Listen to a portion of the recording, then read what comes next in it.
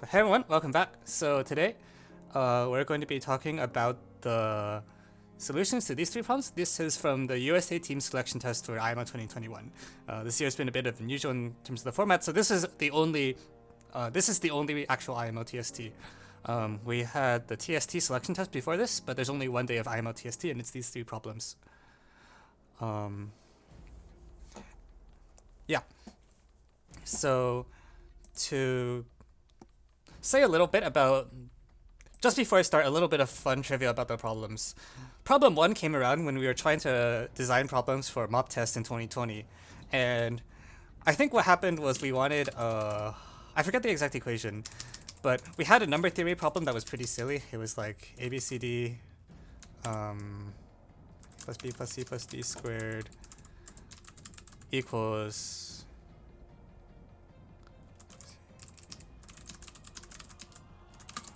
I'm not 100% on what the exact equation was, but it was something silly like this.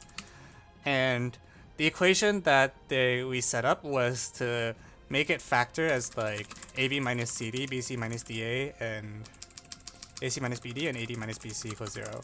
I don't know if this equation is actually right, but it was something of this shape. And so we made this really terrible number theory problem that was like, assume this equation... Oh crap. Did I make a logic error already? Run brace. One moment. Yeah, we had a really bad number theory problem that we just made up on the spot that was like, if this is true, prove that a plus b plus c plus d is not prime. And then at some point someone realized that this dividing this was actually sufficient to show that s was not prime. So that's how TST1 was born. TST2 and 3 I don't know backstories for. I will say TST2 used to have a very different looking statement, but we had to make the statement a lot uglier in order to prevent configuration issues from coming up, because what happens is that in certain configurations, the point K doesn't exist and all the circles actually just move along a line. The centers move along a line. When you get rid of all the notation, you'll find that it's a lot cleaner. So actually U and U2, V1, V2, like you can immediately forget about because you only care about the lines. The points U1 and U2 don't matter, they're just there to like make the line intersect at a certain angle so that, you know, config issues don't destroy you. Okay, great. So with all that said, let's go straight into the solutions.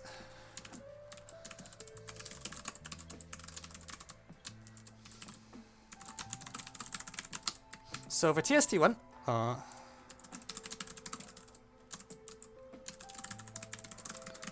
this problem is actually pretty straightforward. So let me first convince you that S should be composite.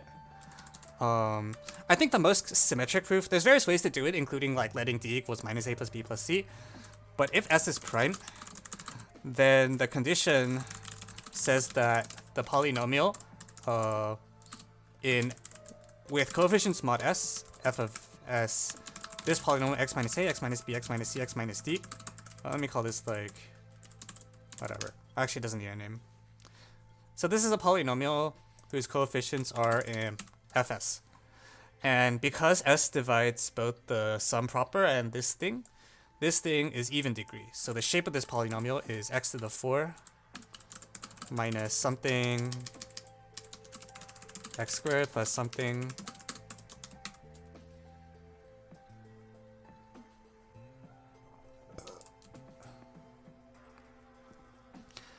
and so in particular that means that the roots pair up. They come in two pairs whose sum is divisible by s. But if that's the case, a plus b plus c plus d is greater than s. It's at least 2s and hence greater than s, so that's impossible. So to sum up, when you look at this polynomial, you find that the roots come in pairs which have sum divisible by p, so the total sum is at least 2s, which is not good. And so now, contradiction. Yeah! Okay, and as for the construction is, suppose you let the composite construction.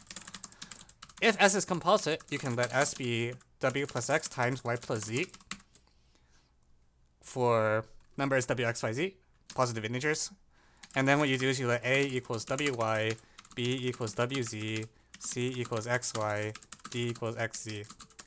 If you do this substitution, then you'll find that ABC plus ABD plus BCD plus ACD will be equal exactly to WXYZ, W plus X, Y plus Z, and so here is S.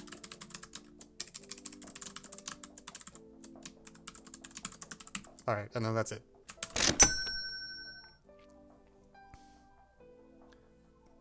Yeah, there's a sense in which I think this problem is like pretty standard. Like there's been a lot of problems of the general shape, like something divides something and you show the thing is not prime. People in the chat might actually know exact like shortlist numbers. I don't remember any shortlist numbers that correspond to this, but I suspect they are out there. This problem is due to Ankon and Michael. I told the story at the start of the stream where originally we had this really bad mob test problem that was like, show that if this is true, then the sum is not prime, and the reason is if factors like this. And then someone realized you only need the divisibility. So we ended up not putting it on the mob test and then saving it for an actual contest. So here it is. Let's go into the geo.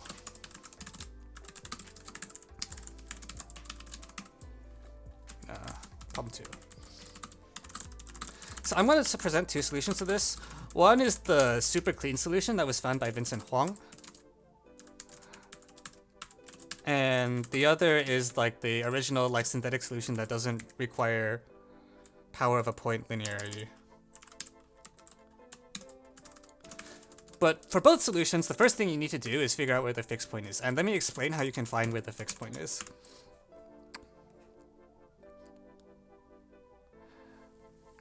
So what I'm going to do is, you're told that X, you have all these like latent conditions, blah, blah, blah, this thing, and this thing lies some arc. As you might suspect, the conditions are only there in order to make sure that configuration issues don't come up. So if you know where to look, then you can pick some points that will help you out a lot. And in this case, the correct point to pick is X close to E and X close to F, where I've defined AE to be parallel to U and V1, and BF to be parallel to second line U2, V2. Why are these points good? When I take X to E, if X is close to E, then the point C is at infinity. It's like some very far away point, because that's why the parallel is. I pick this parallel so that the C goes far away. D goes somewhere. D is wherever. However, the moment you do this, you'll find that for any point that's not on line BE, the power of K, if K is a point not on line BE, then because one of the points is all the way at infinity, then the power of K to XCD will be, it'll be huge, because the second intersection of either E or B against that circumcircle is going to be a very far away point.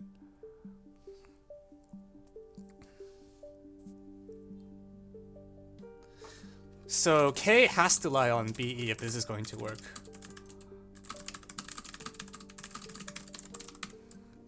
Like if K doesn't lie on BE, then when that power is too big. Like the power should be finite because there's choices over X for which the circle doesn't explode. But for the specific choice X close to E, you get a circle that's like B, E, and like is practically a straight line aside from that. So,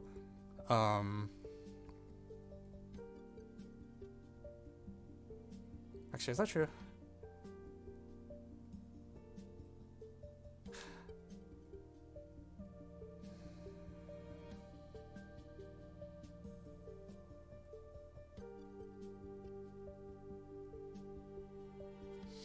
Yeah, right. If you're off the line, you take EK or whatever and you intersect it, and you will get something that is like enormous. Or actually, if it's like, yeah, the second intersection will be very far away because it's practically a straight line.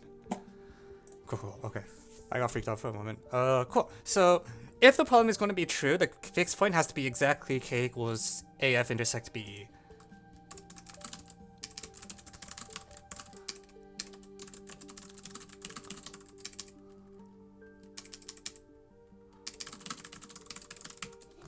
That's sort of what we're promised.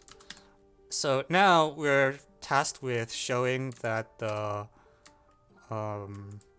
yeah, so now we have to show the power is actually indeed constant. So the solution from Tasty is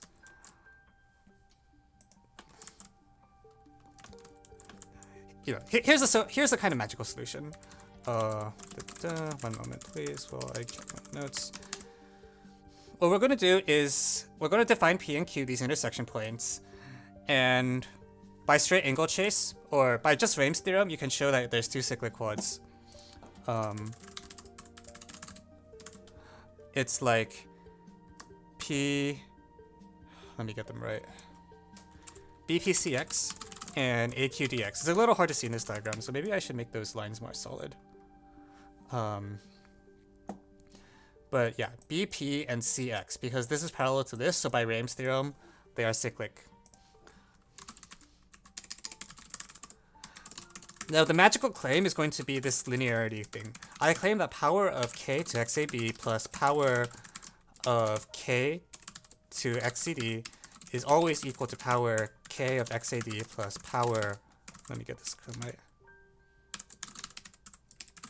So this magic claim is going to kill the whole problem. What's the claim? It's this, I claim that this equation holds for every point k, just in general. And the reason is that the difference of the two sides is a linear function in k. However, the result is automatically true for the points A, B, and C, and D by inspection, because x is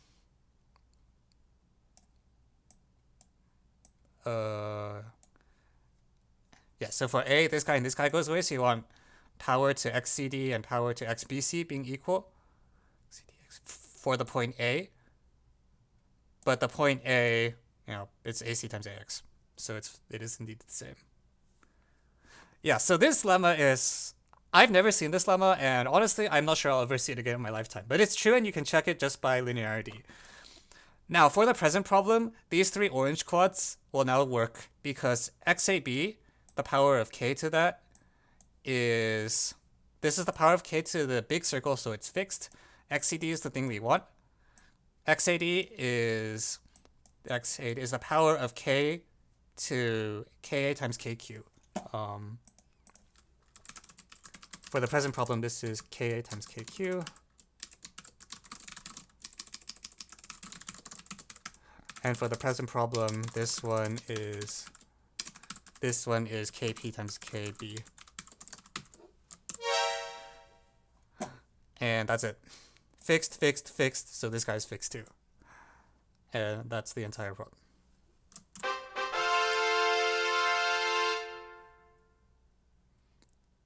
Prove it, you can just compute the powers. I mean, I feel like if you're going to write a statement like this, you should just use linear. Like, a statement like this, I think you should just check by linearity. I guess. Cool. So this is the black magic solution. I'm going to now present a slightly more pedestrian solution that is at least completely synthetic. Maybe it's not easier, but at least it's completely synthetic and doesn't require a linearity trick. So we're going to retain most of the same notation, but there's going to be a lot more points.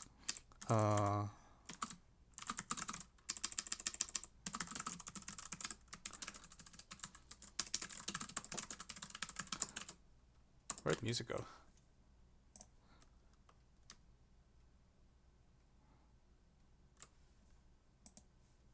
Hello?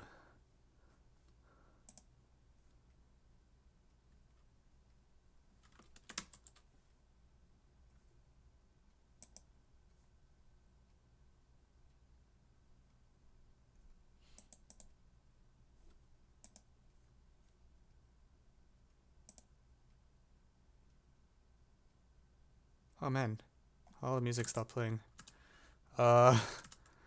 Is this a rerun? No. If you can't tell the difference, I'm not sure what to say. Where's the music? What the heck? Pretzel rocks! Hello?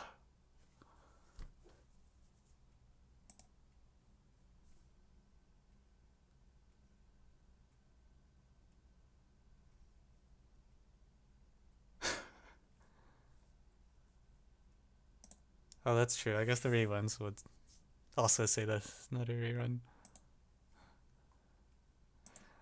Well, I think you should be able to tell by looking at the chat.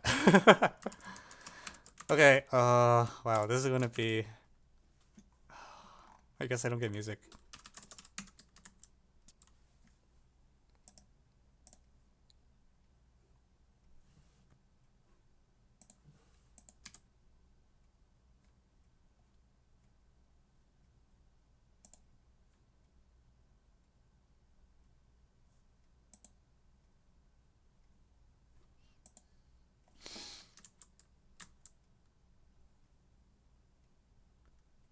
Huh. Okay, I don't know what's up. Whatever.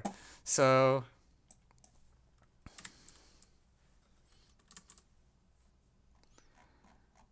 yeah. We're going to draw a ton of points.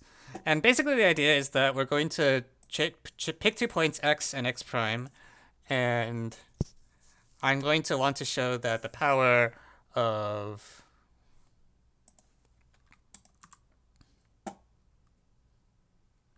yeah, we want to show k lies on the radical axis of the red circle and the not pictured other circle. So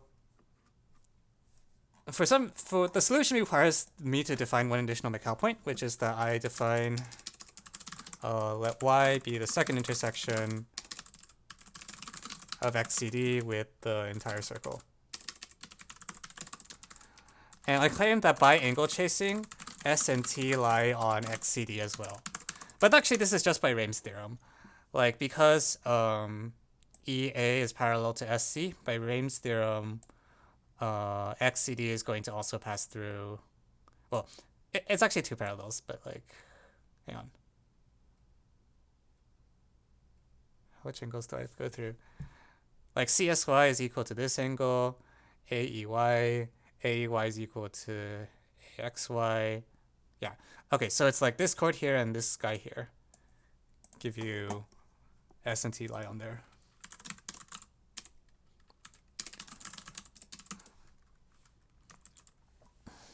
Okay, so now suppose we have C prime and D prime. And what I'm going to do is I'm going to introduce this point L. This point L is AY intersect AX prime intersect EY. And I claim that this lies on the radical axis.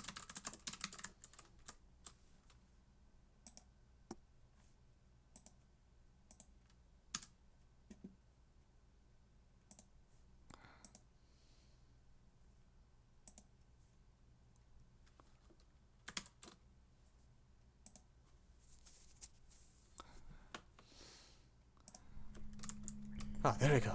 Oh my god.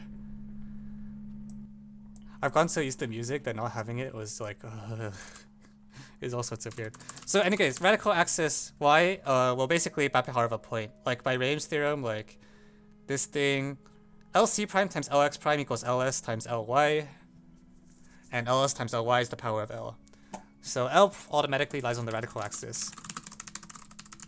So LA times LX prime equals LY times LS.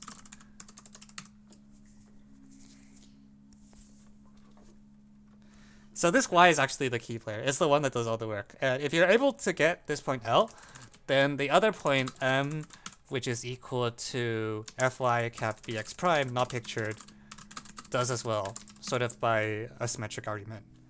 And now, by Pascal on EYF Ax prime B, we get KLM collinear. And then that will do it.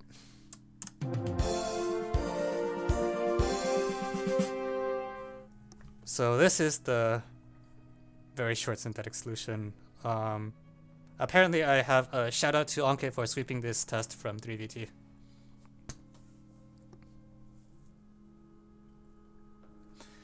Yeah, so this is the author's original synthetic solution. I think this is probably about as clean as a totally synthetic one was going to get. This point y is the one that's doing all the key work.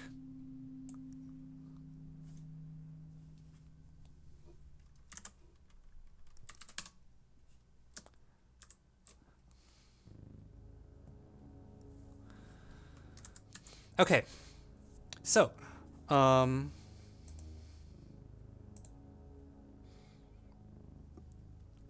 Any questions on this problem before I go on to the analysis problem?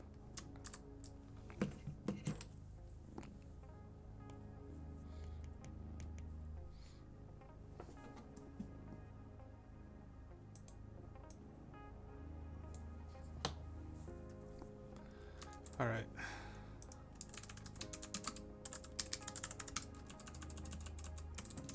All right, let's do the analysis problem. Is this the second problem you can use continuity on after? You can use differentiability on this problem. That's the real kicker. I have never seen a function. Actually, that's not true. I saw somewhere, I can't remember where, once upon a time, a functional inequality that I was able to prove the function was both continuous and differentiable. This is about the second time I've seen that happen. So, yeah, you can actually prove differentiable on this problem, and that's like extremely rare. When is the next UCMO? It is going to be sometime in the fall. I don't know exactly when, but probably around when it used to be, August or so. Right. So, TST3, the very first thing you need to realize about this functional inequality is that the equation has an interpretation. Like, in most Olympiad functional equations, there's an equation and the equation is just like a bunch of symbols. There is like no natural interpretation of the equation. It's like completely artificial and then you like plug stuff in. This is not one such functional equation. This functional equation has an interpretation. So in order for me to draw some pictures, what I'm going to say is that the graph of a function is defined as the set of ordered pairs x, comma f of x.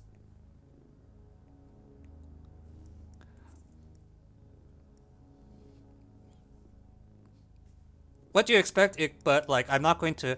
When I draw this, I'm mostly going to try to draw points and not like. Normally, when you draw the graph of a function, you imagine it's like a curve. That intuition will sort of break down, kind of. So I'm going to try to avoid drawing curves when I'm doing the main proof and just draw it as a bunch of points. But what's the equation saying? The equation is saying like, if I have a point, here's x and z on the graph. Then there's like a point for where x plus z over 2 is.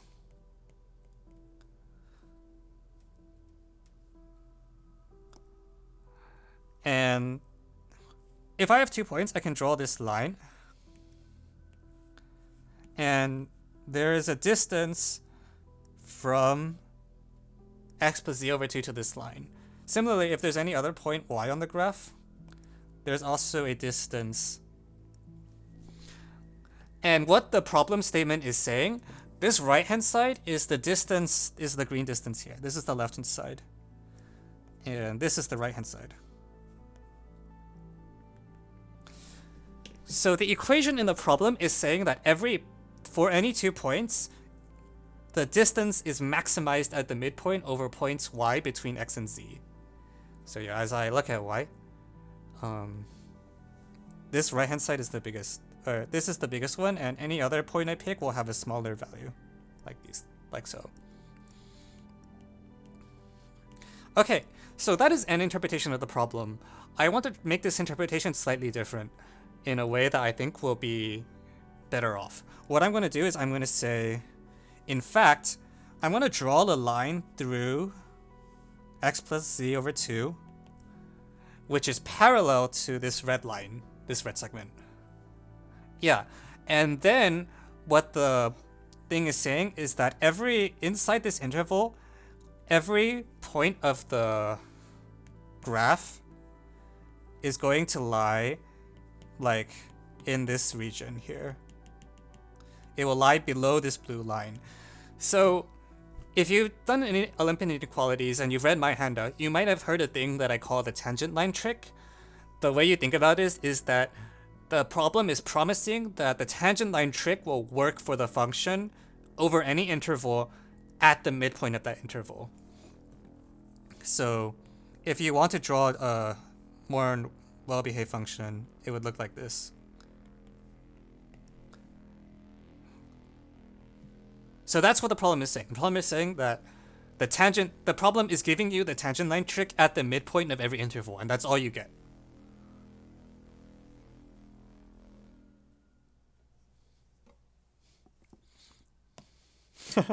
Yeah, I considered negating it so it'd be convex, but I decided it's fine. We'll just stick with concave. Yeah. So definitely I think the very first step to solving this problem is you need to accept that you need to be able to come up with this interpretation. Because if you don't have the interpretation and you just try to plug things in, you just kind of die. Like you can't do this by plug and chug, unless you're very good at plug and chug. Okay, so now with that in mind, let's go and solve the problem. So very first claim 1. As you all suspect, f is concave. And here's the proof. And again, I'm not going to draw curves through the points. I'm only going to draw points because it's important to not think the function is continuous. Here's the reason why. So suppose you have a point y, and assume for contradiction that it lies below x and z. So assume for contradiction you have this picture. What I'm going to do is I'm going to pick 2 points A and B, which are really far away, and such that like, I don't know. I picked 2 points A and B, and y is the midpoint of A and B, and also x and z lie inside there. So I don't know anything about where A and B are. It's just like A is somewhere here, B is somewhere here, but there's going to be some blue line joining A to B. I don't know where it is relative to this picture. And so the tangent line trick, let me draw it horizontally actually, or negative. So A and B is like somewhere, but there's some secant line.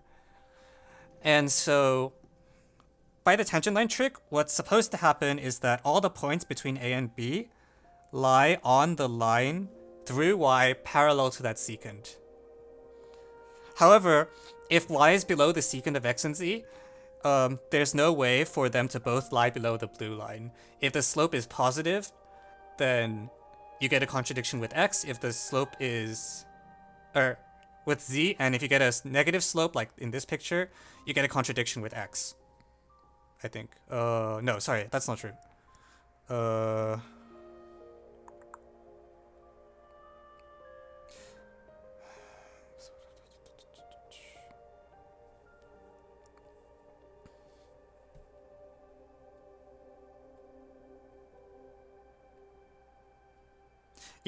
Yeah, no, that's fine.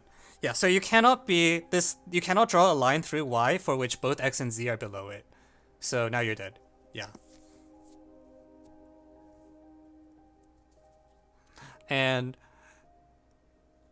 some of you may be uncomfortable with pictures because you have been trained to like not use pictures for functional equations for normal Olympiad contests. With that said, so if you are uncomfortable with the pictures, you should take each of the pictures and translate it into a corresponding equation. Like every picture that I draw is just going to have a direct translation into an inequality, and then you can check that the inequality checks out. So here my claim is that if I draw a line through y, there is no way x and z will both be below it, and that's because x and z are like this picture.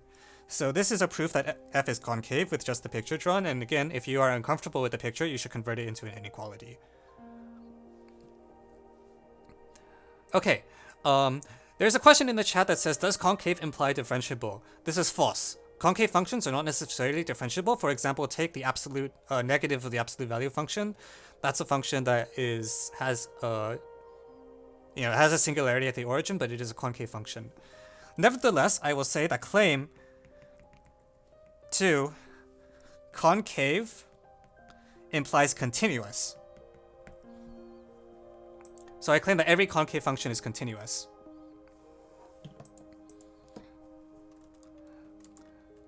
At this point, I'm gonna have to change the page. So I want to.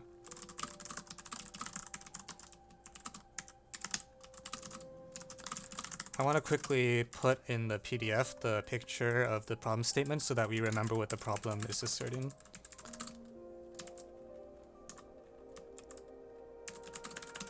Oh. This picture is not great because it has a curve in it, but we'll live with it. So why is concave imply continuous? So let's suppose I have a point P and I want to show it's continuous. I take any 2 points A and B nearby. So one to the left, one to the right. Okay, so because the function is concave, I can draw these two lines, and every point of the graph will lie either in this region that I get, near A and B. So this is because it's concave. Definition of concave promises you that if I have another point, this sequence should lie below P. So once I picked 2 points A and B, I just get these two green lines, and all the points lie in that region. So the function is continuous because for any epsilon, this gap here is eventually at most delta. The end. So concave implies continuous. And again, if you do not like the fact that this is drawn as a picture, you should convert it to the corresponding inequalities. Like every geometric statement has the corresponding inequality statement, and you translate it directly. Okay, so the hardest step of the proof is trying to essentially get, you can either try to get f differentiable, or you can go directly for trying to show that like f of a plus b is equal to f of c plus d. Let me present the following solution, which I think is a little bit more conceptual. So what I'm going to do is, let's take some point y.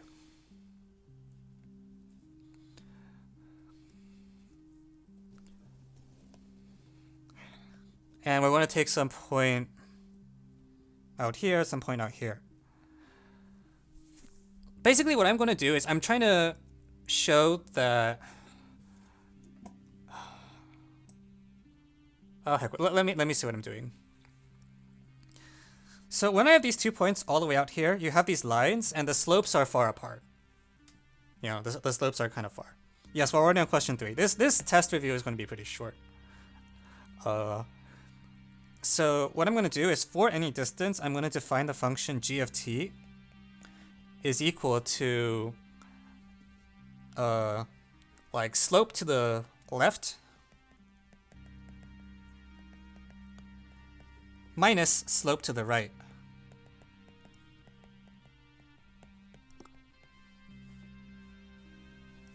Oh crap, I'm off. So it's like this slope minus this slope. So here's the idea. I'm going to look at y minus 3 epsilon. Let me call this y plus 3 epsilon. And I'm going to look at the whatever point is here. This is y plus epsilon, or sorry, y minus epsilon, and y plus epsilon. And by the problem condition, this line is drawn, and this line is drawn. And y is supposed to be below both the green line and the red line. That's a terrible parallel. There we go. This is a point here. Point here. So if I sum these two inequalities,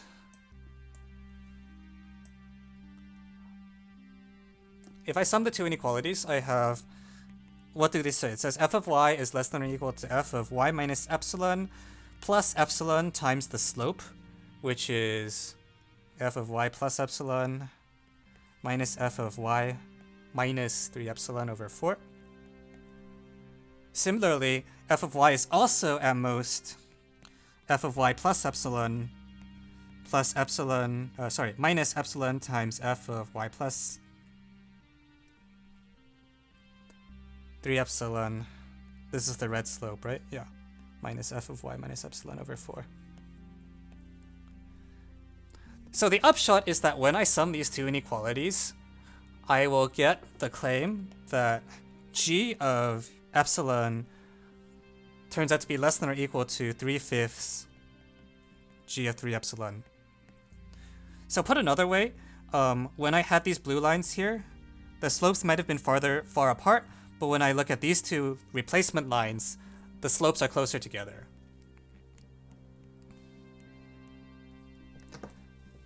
So that's great. That means I can iterate it, right? Like I have these things and the slopes, you keep iterating the slopes, and what you eventually get is that you have a thing where the slopes can be as close as you want. Like it's almost a straight line near y.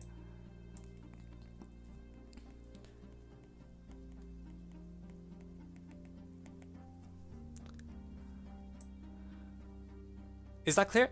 So what I've shown is that near every point I can find two slopes that are almost the same. One to the left, one to the right.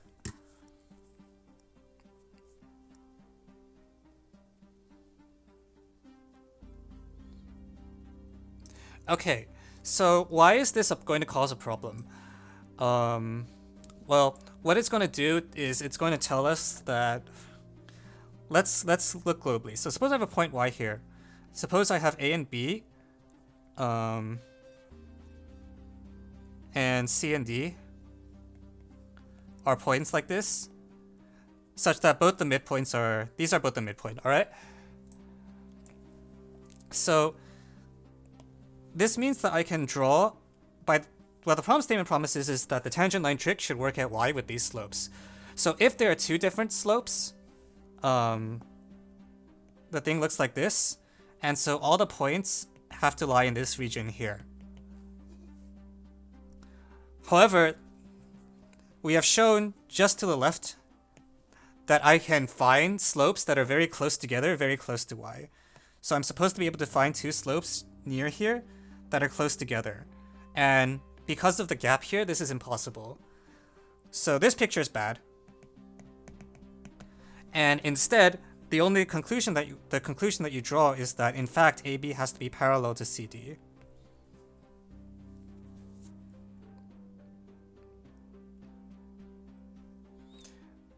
Alright, so to summarize, if the two slopes were different, we would have this green region, and that contradicts this yellow argument. So I thought you wrote da instead of big. Yeah, sometimes. I don't know why I wrote big here.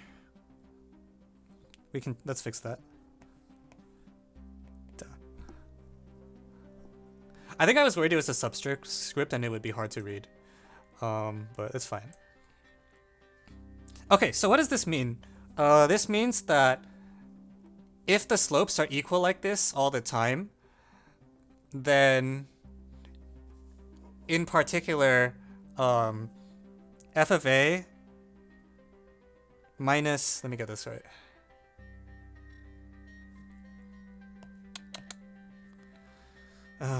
Can I get differentiable? I don't want to get differentiable, that's too much work.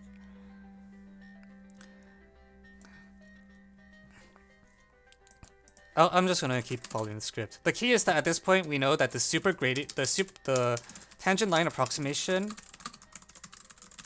at each point is the same. i.e., there can't be two different,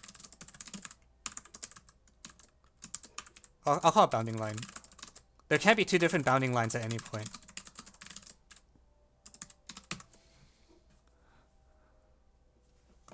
Let me move this up.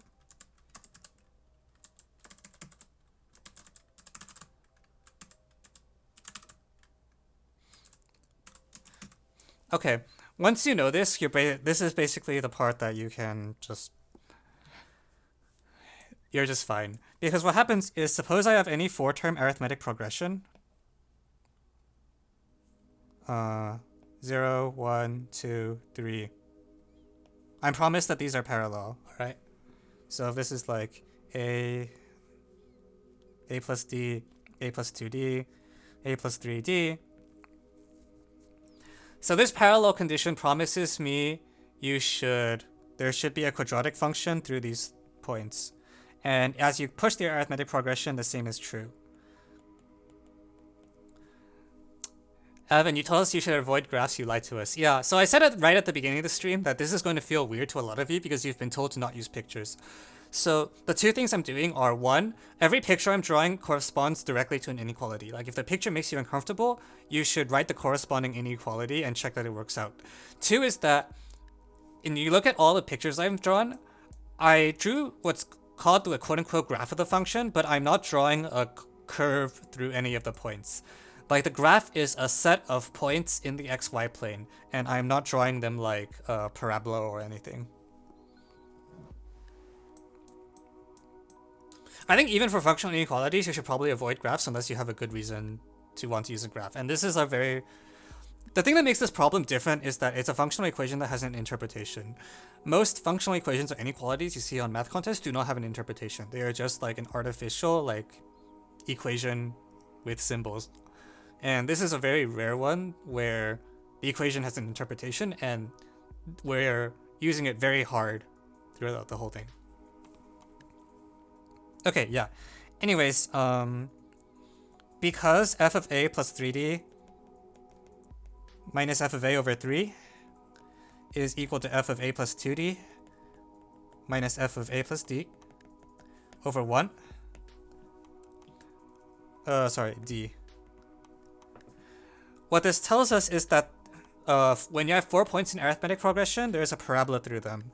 And if I continue the arithmetic sequence, like a plus 4d, a plus 5d, there is, it's the same quadratic. So on z, f is quadratic.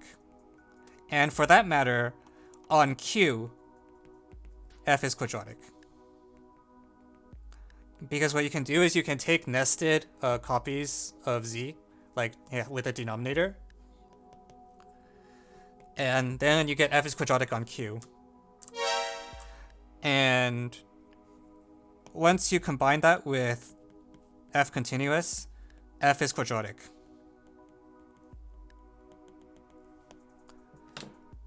And the only concave quadratic functions are downward are those with a less than or equal to 0, and then that's fine.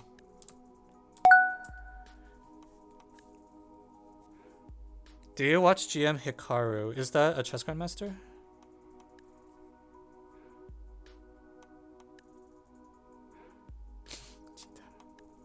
I see. Sure, okay. I don't watch him, but I'm happy to take raid requests once I'm done with the games. Okay, so that concludes TST3. Oh, sorry, I missed a shout out. Shout out to Keizu from AOPS user 305.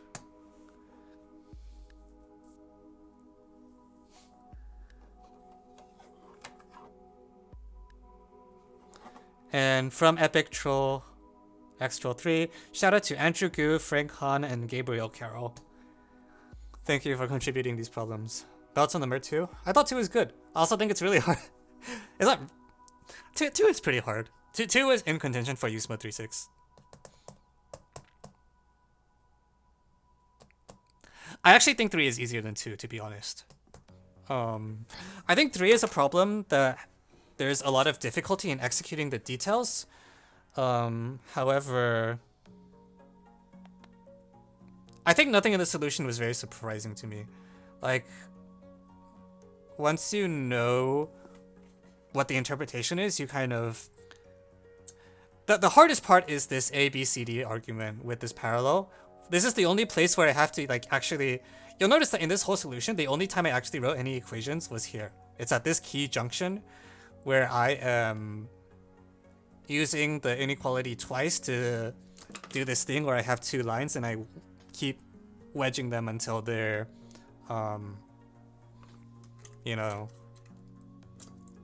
you keep prying them apart until it's like almost a 180-degree angle.